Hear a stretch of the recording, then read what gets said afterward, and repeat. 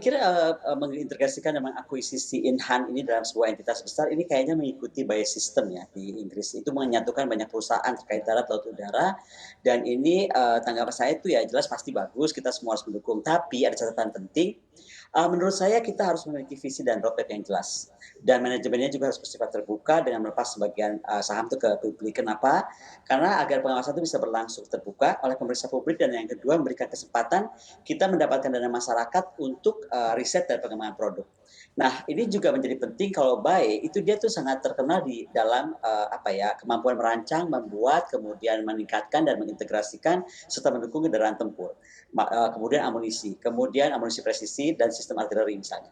Pertanyaan mendasarnya kepada Defend ID ini mau apa, mau kemana, kapan, ya kan, dan, akan mengakuisisi apa dan siapa, itu menjadi isu yang kita harus, ikuti, apa penjelasannya kemudian.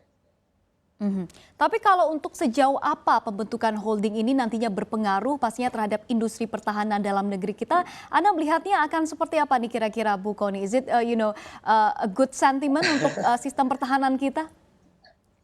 Of course, karena gini, kita betul-betul berharap ini bisa mencapai efisiensi dan juga efektivitas ya.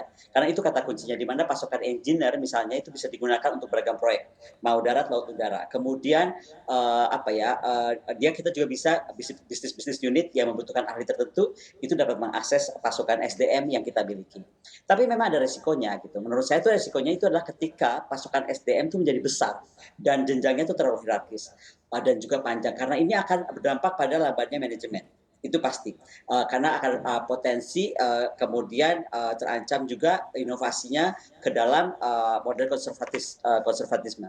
Nah, bicara tentang Defend ID makanya menurut saya juga akan terkait kepada BRIN yang baru dibentuk juga oleh presiden. Karena roadmap BRIN dan pasokan SDM unggul itu harus jelas, harus harus terintegrasi dan juga harus terukur, harus mumpuni juga gitu. Karena harus dipahami betul oleh kita semua, sebenarnya untuk memperkuat industri itu bukan membuat suatu perusahaan besar alutsista sebenarnya ya, tapi menurut saya adalah membentuk sebuah atmosfer. Sekali lagi ini atmosfer yang kondusif untuk menyuburkan peran swasta, peran BUMN yang proven ya, yang bukan pseudo lagi dan itu harus ada yang bisa memilahnya dan itu bagaimana kemudian diaktifkan dalam dalam industri nasional, pertahanan nasional. Mhm. Baik, Bu Kony selanjutnya menurut Anda apakah kehadiran dari holding pertahanan ini mampu mewujudkan minimum essential force yang kalau kita lihat capaiannya di tahun 2021 baru sekitar 60-an% Bu Kony? Nah itulah, kalau ini mungkin agak bad twist ya, hutang kita tuh masih sangat besar terhadap IMF ya kan, berarti kan masih 40%-an. Nah ini akan sangat sulit bagi Defend ID menurut saya ya, dengan segala hormat untuk memenuhinya sampai di 2024. Kenapa? Karena gap teknologi itu bukan hal yang mudah untuk di-solve Mbak, sama sekali, tidak mudah Mbak Monica, karena kalaupun kita beli lisensinya, itu kita akan butuh banyak pembelian untuk menurunkan price per unitnya. Nah sementara Indonesia tuh punya masalah, dia tuh jarang membeli alutsista tuh secara apa, besar-besaran gitu. Karena apa? Karena, kemudian, tidak begitu sistem pembelian kita karena anggaran pertahanan yang terbatas itu. Nah, akhirnya jadi pembelian itu normal. Kalau pembelian normal, jangan harap kita diberikan teknologi, itu kan logiknya begitu. Menurut saya sih begini aja lah, kita pernah dengar ya, Einstein itu pernah bilang, "Insanity is doing the same thing over and over again, which is, different result." Jadi intinya sih kalau kita nggak mengubah visi pertahanan kita nggak mengubah pola thinking kita nggak merubah, apa ya, kondisi bagaimana kelengkapan alat peralatan pertahanan kita untuk angkatan darat, untuk angkatan laut, untuk angkatan udara, demikian juga infrastrukturnya, demikian juga communication sistemnya, dalam sebuah riset domestik yang, kemudian mampu memperbaiki juga sistem pencapaiannya. Menurut saya, agak berat ya, bukan nggak bisa, sekali lagi, saya harus positif, tapi menurut saya agak berat karena tadi hutang MF kita tuh masih sekitar 40%. Oke, Anda melihatnya masih cukup berat begitu ya Bu Kony. Bu Kony di sisi lain kita ketahui juga negara kita Indonesia masih menjadi salah satu negara pengimpor alutsista dunia. Nah seperti apa tanggapan Anda terkait dengan hal ini? Mampukah holding ini nantinya mengurangi impor alutsista kita?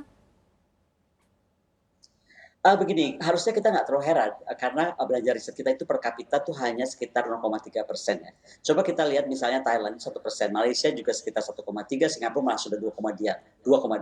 Bayangkan, kadang kita tuh syok kalau kita Google, kita tuh sebenarnya lebih lebih worse daripada Botswana untuk riset kita. Makanya menurut saya kita harus pertama dengan adanya Divine ID ini kita juga harus mendukung ideal brain itu terbentuk. Kenapa? Karena sekali lagi ya, ada roadmap tiers riset yang kita mesti buat, yang sekali lagi roadmap itu dan tiers itu akan terintegrasi di dalam riset. Sehingga kemudian ketika dia bergabung kepada Divine ID, itu kemudian akan saling terkoneksi. Intinya adalah peningkatan anggaran belanja riset dan juga belanja pengembangan itu harus betul-betul ada hasilnya atau memberikan kontribusi mumpuni. Karena gini loh, kita sekarang bicara inovasi, kita bicara riset teknologi. Ujungnya apa sih? We have to sell that. Kalau kita nggak bisa jual itu nggak bisa. Dan dimanapun di dunia ini, menurut saya sebuah negara itu sangat masif dalam teknologi dan risetnya. Itu kalau pertahanannya atau industri pertahanannya diperbesar. Baik, Bu Kony berbicara terkait dengan alutsista kita, banyak alutsista kita yang sudah usang dan harus diganti begitu ya. Lantas menurut Anda dengan adanya holding Defense ID ini apakah akan memperkuat lagi alutsista kita? Harusnya kuat kalau kita bisa menjaga SDM-nya, karena ini juga kita punya masalah di SDM. Coba kita cek hari ini, kita tuh punya misalnya ahli mesin pakar jet tuh berapa banyak, ahli pakar industri komposit berapa banyak, kemudian ahli pakar propelan berapa banyak, ahli misalnya tentang pakar industri terbarukan thorium berapa banyak, kemudian industri radar perang masa depan harus sangat berhubungan ke sana, berapa banyak. Sekali lagi, kita tuh sekarang mesti sadar itu semua bisa dibangun manusia-manusia dengan SDM unggul itu. Tapi sekali lagi ini jika terjadi jika atmosfernya mendukung. Tadi saya bilang kan bukan harus pabrikannya yang menjadi besar, tetapi sistemnya yang kemudian harus berjalan baik sehingga kemudian atmosfer itu terbentuk gitu. Baik, berarti Bu Kony Anda melihat SDM kita saat ini belum mampu begitu ya untuk memenuhi kebutuhan dari alutsista yang ada di dalam negeri.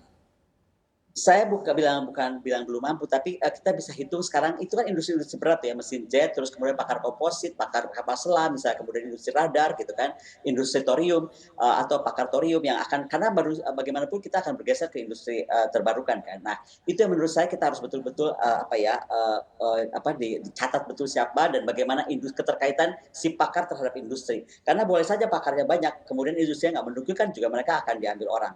Atau sebaliknya, industrinya kita dorong, pakarnya kita nggak punya, itu juga menjadi masalah.